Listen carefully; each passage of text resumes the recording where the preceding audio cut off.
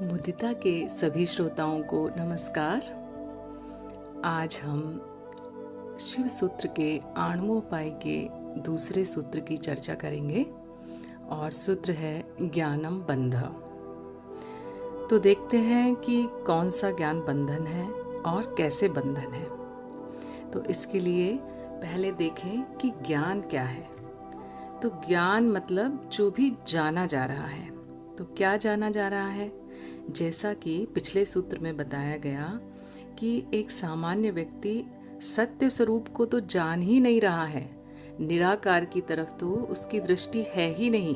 वह सिर्फ जो इंद्रियों से दिखाई दे रहा है सिर्फ उसी को जान रहा है, उसे सिर्फ उतना ही ज्ञान हो रहा है। ये जो प्रकृति दिखाई दे रही है, शरीर, मन, जगत, जो भी स्थूल या विचार, भावनाएं इत्यादि, सिर्फ वो इनको जान रहा है, सिर्फ ये ज्ञान हो रहा है। तो अब ये जो प्रकट भाग, इसको मैं प्रकट भाग कहूँ तो ज़्यादा सही रहेगा। तो ये जो प्रकट भाग है, इसके बारे में जो भी ज्ञान है वो भेद ज्ञान है, वो विभाजन का ज्ञान है और यही ज्ञान बंधन है। कैसे? तो इसको थोड़ा हम और विस्तार से समझते हैं। तो देखिए, ज्ञान कैसे होता है कि जो भी ये 5 इंद्रियां हैं, आँख, नाक, कान, जीभ, त्वचा, ये आसपास के वातावरण से पहले क्रिया प्रतिक्रिया करती हैं और इनके माध्यम से अनुभव लिया जाता है। आँखों से दृश्य का, नाक से गंध का, त्वचा से स्पर्श का, कान से शब्द या ध्वनि का और जीभ से स्वाद का। तो ये अनुभव ग्रहण करने के बाद बुद्धि इन अनुभवों का विश्लेषण करती है। जैसे कि आपने आँख से कुछ देखा, कोई आकृति देखी, तो फिर बुद्धि उसका विश्लेषण करेगी कि अच्छा ये पेड़ है, फिर ये कितना लंबा है या ये कब लगाया गया था। अगर आपको ये जानकारी पहले से संचित है, ये किसका पेड़ है, इसकी पत्तियाँ कैसी हैं, ये इसकी पत्तियाँ हैं, ये आम का पेड़ है, तरह तरह की जानकारियाँ बुद्धि जो है वो आपको ला करके दे देगी। आप विश्लेषण करेंगे क्योंकि ये जानकारी पहले से स्मृति में संचित है। तो इस तरह से अगर आप ध्यान दें तो पाएंगे कि बुद्धि हमेशा विश्लेषण करती है, भेद करती है, यानी भेद करके ही वो जानती है। जैसे आपको 4 पेड़ एक साथ दिखाई दे रहे हैं, तो एक शिशु के लिए वो पेड़ सिर्फ आकृति मात्र है, जिसको अभी कुछ भी पता नहीं है, कुछ उसने किसी से सुना नहीं है, कुछ सीखा नहीं है। लेकिन जैसे जैसे वो बड़ा होता है तो वो जानता है, तब वो उन पेड़ों को एक जैसी आकृति समझ के नहीं देखेगा। अब उसकी बुद्धि क्या करेगी? उनमें विभाजन करेगी कि ये आम का पेड़ है, ये नीम का पेड़ है, ये बबूल का पेड़ है, कुछ भी अलग अलग।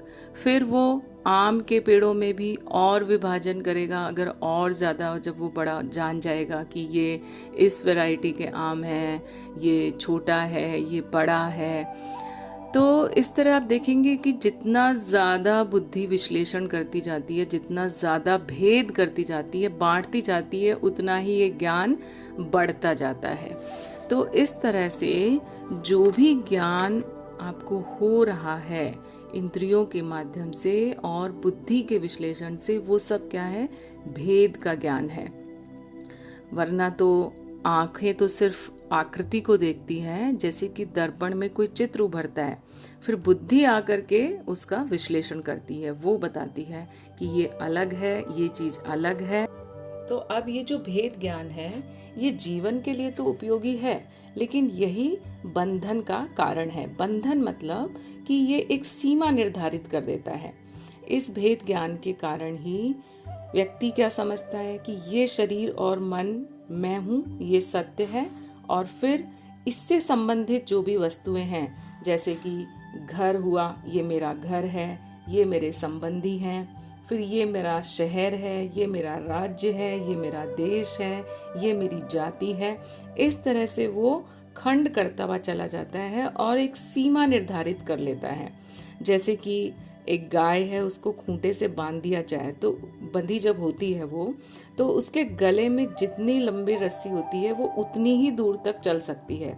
तो ऐसे ही व्यक्ति ने ये एक खूंटे निर्धारित कर लिए हैं कि मैं इस जाति का व्यक्ति हूँ या मैं इस परिवार का व्यक्ति हूँ, फिर और छोटी सीमा कि मैं इसका संबंधी हूँ, ये घर मेरा है, और इस तरह से वो अपनी सीमा निर्धारित करते करते सीमित पर सीमित होते हुए चला जा रहा है, बंधता चला जा रहा है।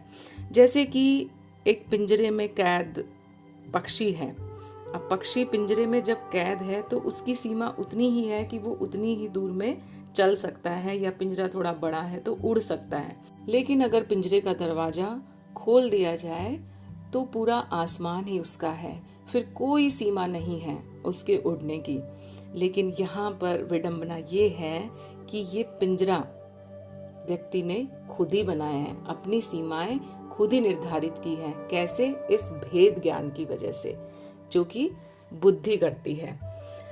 तो अब ये जो भी ज्ञान हो रहा है बुद्धि के द्वारा और जो अनुभव पर आधारित है ना, अनुभव पर कैसे? जैसे कि एक आपने स्वाद लिया जीभ से, तो अब पहले अनुभव होगा, फिर बुद्धि विश्लेषण करेगी कि ये अच्छा है कि बुरा है, मीठा है कि कड़वा है।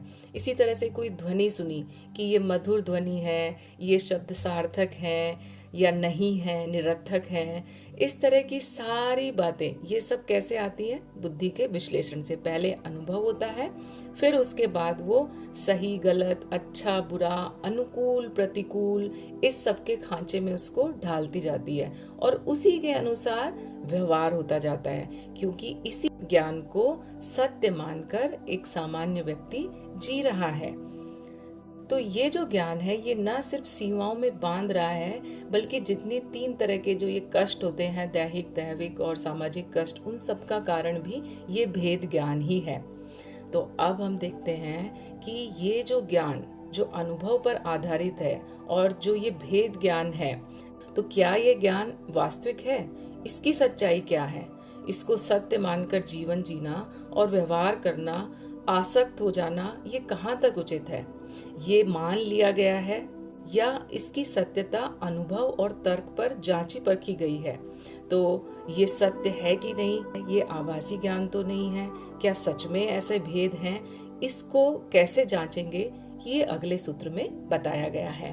तो कल हम अगले सूत्र पर चर्चा करेंगे। तब तक के लिए आप सभी को नमस्कार, धन्यवाद।